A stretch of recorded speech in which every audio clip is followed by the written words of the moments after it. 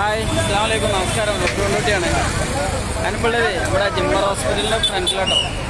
ഇവിടെ ഒരു കാഴ്ച ഞങ്ങൾക്ക് കാണിച്ചു തരാം. ഏതോ ഒരു തമിഴ് സംഘടന, ഇനി പാർട്ടിയാണോ എന്താണ് എനിക്കറിയില്ല. സത്യത്തിൽ എനിക്ക് ആ തമിഴ് വായിക്കാൻ അറിയില്ല. ഫുഡ് കൊടുക്കുന്ന വിതരണമാണ് ഇവിടെ. ഇതുപോലെ ഒരുപാട് സംഘടനകൾ വന്നിട്ട് ഫുഡ് വിതരണം നടത്തലുണ്ട് ഇവിടെ. ഇത് ഹോസ്പിറ്റലിൻ്റെ ഫ്രണ്ടിൽ തന്നെ കേട്ടത്. ഹോസ്പിറ്റലാണ് ആ കാണുന്നത്. നമ്മുടെ KMCC ഒക്കെ ഇവിടെ രാവിലെ കഞ്ഞി വിതരണം അതുപോലെ ഭക്ഷണ വിതരണമൊക്കെ നടത്തലുണ്ട്. ഫുഡിൻ്റെ സമയം ഭയങ്കര തിരക്കാണ് ഇവിടെ.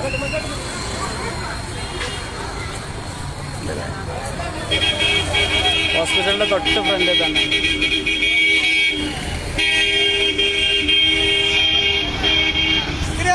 ഭയങ്കര ചൂടാണ്. ചൂടിനൊരു കുറവുമില്ല. ചൂട് എന്ന് വെച്ചാൽ കൊടുത്തം വിട്ട ചൂട്. നമ്മളെ നാട്ടിൽ നല്ല മഴയല്ലേ, ഇവിടെ നല്ല ചൂടാണ്. ഇതാരാണ് ഫുഡ് കൊടുക്കണത്, എന്താണ് സംഭവം എന്നൊക്കെ നമുക്ക് ചോദിക്കാം. ഇനിയിപ്പോൾ ആരോടത് ചോദിക്കുക എന്നുള്ളത് എനിക്കറിയില്ല. അതൊന്നും ചോദിക്കാൻ പറ്റുമോ നോക്കട്ടെ. ചോറ് വേണ്ട, എനിക്ക് ചോറുണ്ട്.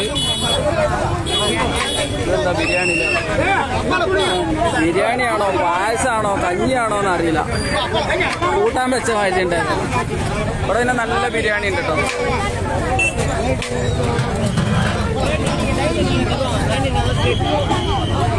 തമ്പി ഇത് എന്താ സംഘടന? യാർ ഇത് ഫുഡ് കൊടുക്കണത്? ഫുഡ് യാർ സ്പോൺസർ?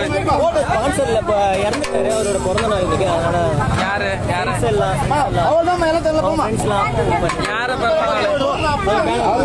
யாரு யாரு அந்த சைடுலாம் அந்த ஆளா? அந்த பேனர்ல ஆள பிறந்த நாள் அவர் ഇറന്നിട്ടാ? എவ்வளോ വർഷമായിട്ട്? 1 year ആയിട്ട്. അപ്പൊ ഇത് പോസ്റ്ററിലുള്ള ആളെ പേരിലാണ് ഈ ഫുഡ് കൊടുക്കുന്നത്. അയാൾ മരിച്ചിട്ടുണ്ട് എന്നാണ് പറയുന്നത്. അതാണ് തോന്നുന്നത് പറഞ്ഞത്. എനിക്ക് മനസ്സിലായത് അതാണ്. ഏതായാലും ഈ വ്യക്തിൻ്റെ സുഹൃത്തുക്കളാണ് ഈ ഫുഡ് കൊടുക്കുന്നത്. ഈ വ്യക്തി മരിച്ചിട്ടുണ്ടെന്നാണ് പറഞ്ഞത്.